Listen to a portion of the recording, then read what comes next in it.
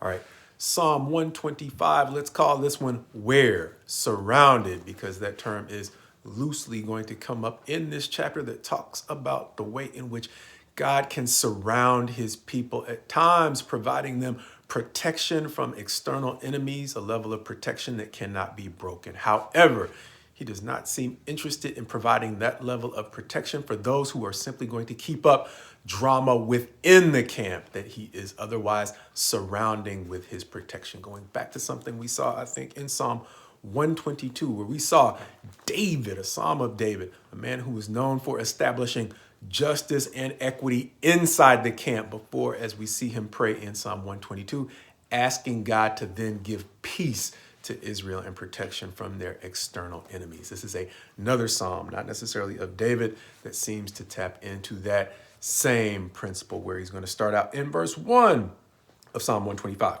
Those who trust in the Lord are like Mount Zion, which cannot be moved, but abides forever. Verse 2, as the mountains surround Jerusalem, so the Lord surrounds his people from this time forth and forevermore. Setting up a contrast between God's protection and what he is not so much interested in protecting. Verse 3, for the scepter of wickedness shall not rest on the land allotted to the righteous, lest the righteous stretch out their hands to do wrong. Once again, helping us to understand the consistency that God is seeking. If he is going to provide us the kind of security that allows us rest from external enemies, he is not doing that so we can keep up drama, once again, in the camp. And more importantly, so that we can avoid setting the kind of example that suggests, well, maybe this is just the way that things are done for those who might not otherwise be inclined to do wrong. So likewise, the psalmist is going to go on to say in the end of the psalm, or at the end of the psalm in verses 4 and 5, a similar pattern.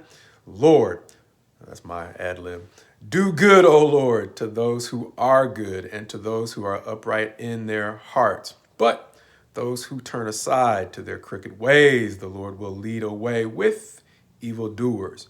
Peace be upon Israel. That final verse reminding me of a couple of things, quite possibly, that caught my attention. First and foremost, a principle that I've heard before. Hell is not meant for God's people. It is literally designed or described as a place created for the devil and his angels. However, it is a place that his people can end up in insofar as they take on the characteristics of the enemy and his angels. Likewise, the psalmist says literally in verse 5, but those who turn aside to their crooked ways, the Lord will lead away to their place? No, with evildoers, helping us to understand we've still got free will. We've got a choice. And this psalmist is saying something that's very similar to what we will see in the new covenant. That being, there are certain places of destruction and peril that were never designed for us. However, his people can end up there insofar as we repeat the patterns of those committed to doing wrong.